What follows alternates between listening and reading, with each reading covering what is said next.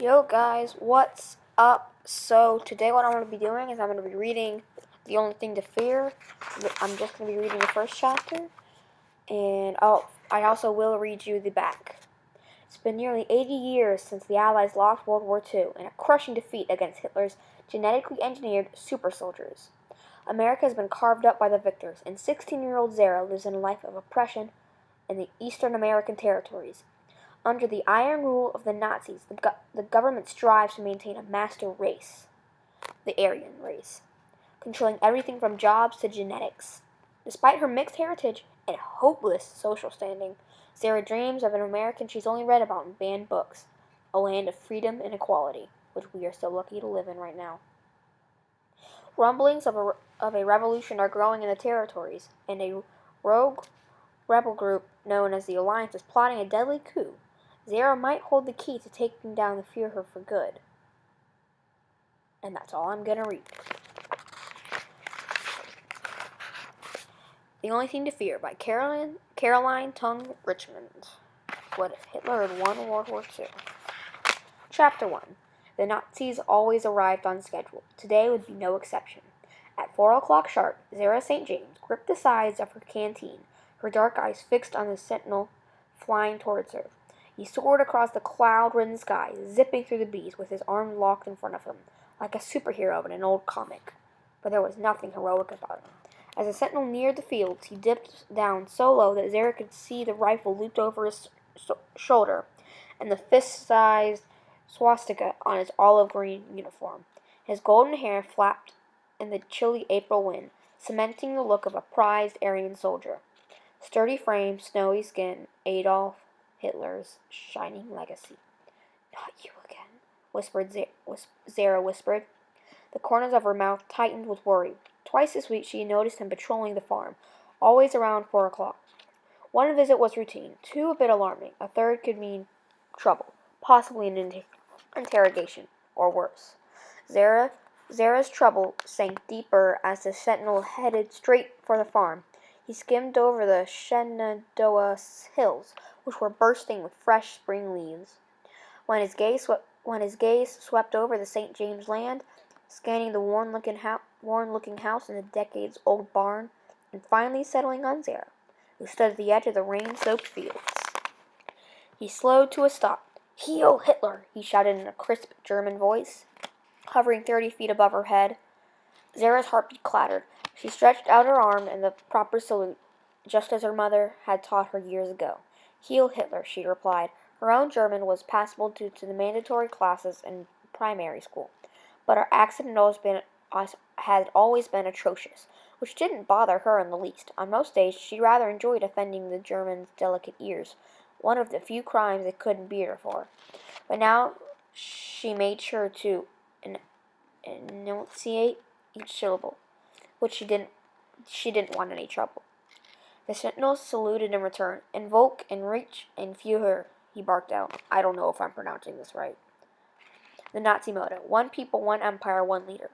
Her grasp grew tight, and at this distance Zara could see that the 3 lightning bolts printed on the side of his helmet, a symbol of the German Anomaly Division, the most elite and most frightening branch of Nazi military. The division had been the brainchild of Führer Adolf Hitler, an entire regiment composed of genetically altered soldiers who could crush their enemies with superpowered fists. Where is it? I lost my, superpowered fists. And those fists had changed the world. Zara's gaze slunk towards the farmhouse, still unsure why the sentinel had stopped by. "Please don't be here for a search," she thought desperately. She wished she could warn her uncle somehow.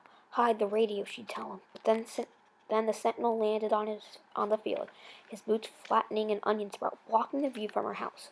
"Your name, girl," he demanded. She forced herself to look up at him. "Sarah St. James, mean her. Age 16. And where are you from?"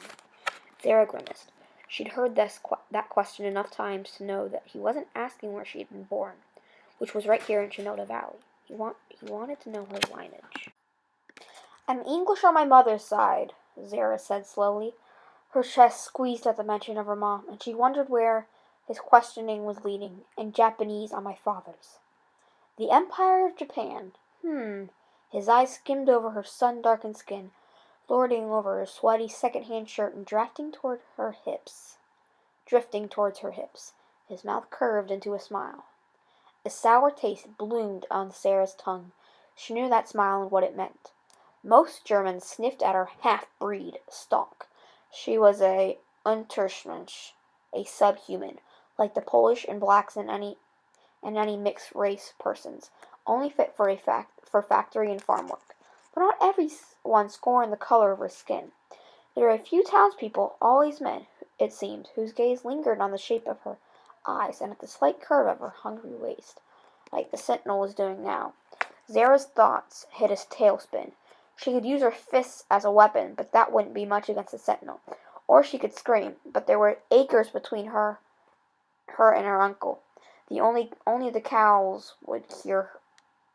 Okay, sorry, let me start over from there. Only the cows would hear her from here. Wow, that is hard to say. That left her with one last option, but Uncle Red's warning drilled through her head. No one can know about what you can do, he told her countless times. If the Nazis found out, they'd haul you off to one of their labs or a labor camp or a grave. The sentinel stepped forward, that smile of his arcing. That sounds weird, I don't know. Zara's fingers tightened around her canteen, ready to swing at his head. But then he pulled out a stack of papers from his pocket instead. He tossed one in the dirt. An announcement from Fort Goring, he said, referring to the Nazi citadel a few miles up the road, where thousands of soldiers were stationed. Pick it up. Eyes wary, Zara retrieved the paper and ignored his grin at her obedience. The fort soldiers must have been ordered to distribute these flyers across the township, and unfortunately for Zara, the sentinel had decided to hand-deliver hers. She scanned the paper contents. From the Office of Command Fort Goring, Shinoda Division, Eastern American Territories. At 1700 hours east, all residents of Greenfield Township are required at the courthouse square. An announcement will be made shortly thereafter, broadcasted live from Berlin. Attendance is mandatory. A dozen questions ripped through Zara's mind. Most announcements from Berlin, treaties signed, battles won, were aired on the evening news or printed in the state-run newspaper. Only a handful merited a live broadcast, let alone mandatory attendance. Zara still remembered the first announcement she'd attended, back when her mother was alive. All of Greenfield had met in the square to celebrate the birth of Johann Hitler, the son of the current Führer, Dieter Hitler. The entire Nazi Empire, from Berlin to Brussels, from the American coast to the North African shores, was forced to salute the newest addition to the Hitler dynasty, the great-great-grandson of Adolf himself. Zara's mother had saluted dutifully too, but a soldier struck her anyway from wearing muddy boots to such a sacred event. She had apologized immediately, but she never flinched from the hit. Years later, that memory still stuck with Zara. Her mother standing tall, the bravest woman in all of Greenfield. The ache of missing her never went. Zara wondered what this new announcement would bring. Perhaps Dieter's wife had squeezed out another child? Or maybe the Führer had taken over the Italian Dakotas. The Italian economy had teetered on the brink of collapse since Prime Minister Benito Mussolini III came into power a decade ago. He may have sold the Dakotas, along with the Canadian lands, for a desperate price. "Why are you still standing here, little Mischling?" the sentinel said, cutting into her thoughts. Zara tacked on a polite smile. "My apologies mean her." His jewel-blue eyes looked her up and down. "See to it that you aren't late. I'll be watching." Her cheeks burned, but she daren't say a word. Instead, she quickly turned on her heel, while the sentinel launched into the clouds. Only then did Zara shudder. "Mischling," she muttered. It was a German term for mixed blood, usually used like a slur, but the sentinel hadn't made it sound like that way. Her fingers had itched to slap him, but an Untermensch like her would get jailed for that, or sent to the Front Royal Labor Camp 30 miles east. With another shudder, Zara hurried to the house. abandoning the onions for tomorrow. She leapt over the infant rows of corn and ran past the faded barn that her great-great-grandparents had built before the war. In the early 40s, the old United States had been a beacon of hope, a freedom so vast it could swallow you whole. But that America had been long destroyed, its cities flattened by the German anomaly division. After President Roosevelt was executed in early 1944, the Axis powers had cut the country like a birthday cake. The Nazis claimed the fertile lands east of the Mississippi River, while the Japanese took over the west, leaving the Italians with the Dakota Plains, a consolation prize for the anemic role in the fighting. Decades had passed since then, and the Germans still held a tight rein on the territories. But Zara yearned for more than a life of hard labor and Heil Hitler's. One day, she thought, clutching a paper in her hand. One day, her uncle would let her join the Revolutionary Alliance, an underground resistance group that had fought the Empire for decades. It was originally formed by the last remnants of the U.S. military who had escaped Washington, D.C. after Roosevelt's execution. Back then, its members had numbered in the millions, many of them former soldiers. But with the U.S. military long disbanded, the Alliance now relied on civilian recruits, like Uncle Red, and hopefully Zara. If only she could join the rebels, then she could help push the Nazis back to Germany, or, even better, crush the regime altogether. Maybe then, finally, her mother's death would have justice. As her lungs puffed, Zara burst through the kitchen door of the run-down farmhouse to find her uncle underneath the kitchen sink, a foot-long wrench in his hand.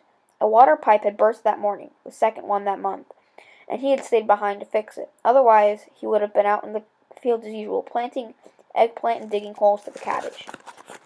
"What happened?" said Uncle Red. He set the wrench on the floor and pulled himself up. Did the cow get sick again?" Zara peered up into his bearded face. Her uncle wasn't very tall, but she stood a whole head shorter than him. "The cow's fine. Here, look at this." She handed him the notice.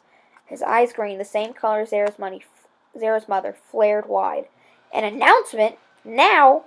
Do you know what this is about?" Her voice dropped low out of habit. "They never know who could be watching. Maybe the Alliance sent you a message?" "No, we haven't gotten the thing since last week. This has to be serious, if attendance is mandatory." Uncle Red ran a tense hand through his thinning auburn hair. As he neared 40, he seemed to be losing more of it each year. "I know. Remember to stick close to me. The square will be swarming with soldiers.